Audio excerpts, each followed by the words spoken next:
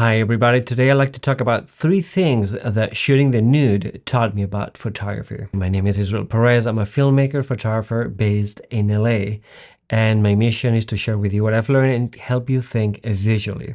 And so one of the things that I've learned about photography is not to go there with a strong idea, that is with preconceived ideas. Usually we have an idea of what we want to shoot, and when we show up, we tend to not see anything else but that idea that popped up in our heads.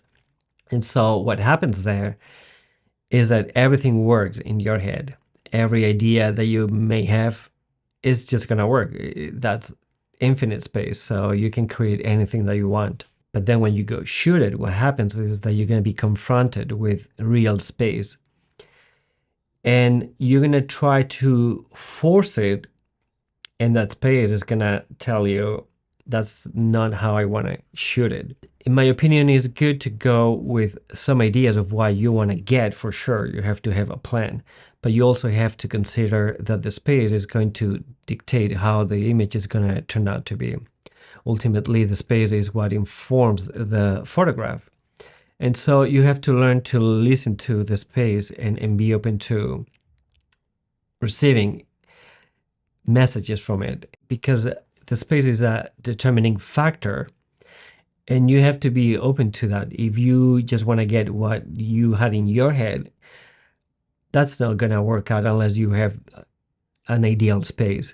Let me interrupt here real quickly. If you like this kind of content, please like and subscribe. It really helps with the algorithm. Being open to whatever could happen in that space and being receptive to it could be a good antidote to that frustration. So be open-minded, have ideas, go with ideas, but be open to have to improvise based on that space, because that space is going to inform your photography and how it wants to be seen.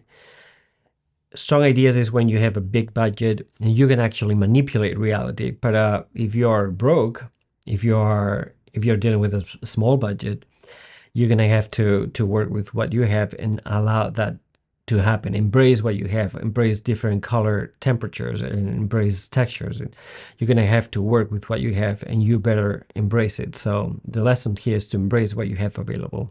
Another thing that I've learned over the years is to work with available light, and specifically sunlight.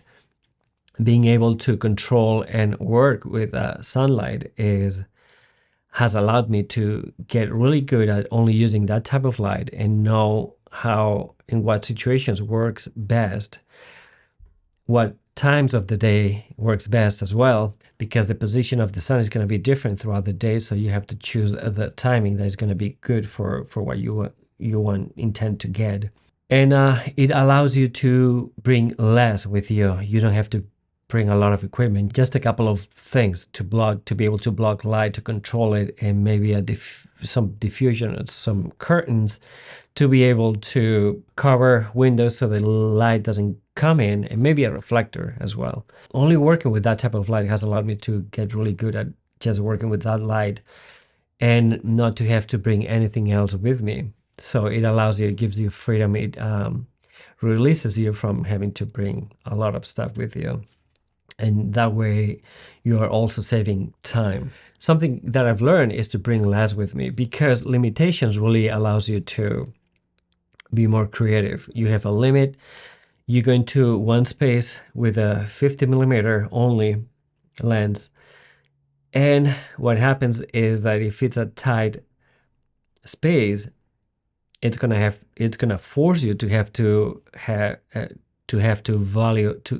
assess the whole space from different angles to see what else you could get, because here you don't have a wide lens. And so you're going to be forced to have to explore the space in relationship to the model and in relationship to the light source, to explore and be more creative with what you have. Now, if you had several lenses, that would give you more options, and so you may shoot everything from the same angle, and that wouldn't make you any creative. But if you have limitations, that makes you way sharper.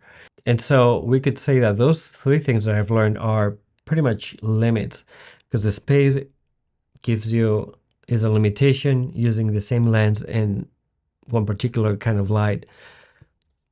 Those three are limitations, and what forces you to do is to be really good with it. You're going to see more of it. You're going to be able, when you think that it's not enough, but when you think that that thing is just very little, like you could have a lot more, but the more you work with it, you realize that you can do a lot with it. And that allows you to bring less with you, makes you better at what you do. You don't have to bring heavy equipment, and you get more creative, and that separates you from the rest, from those that have to bring everything with them.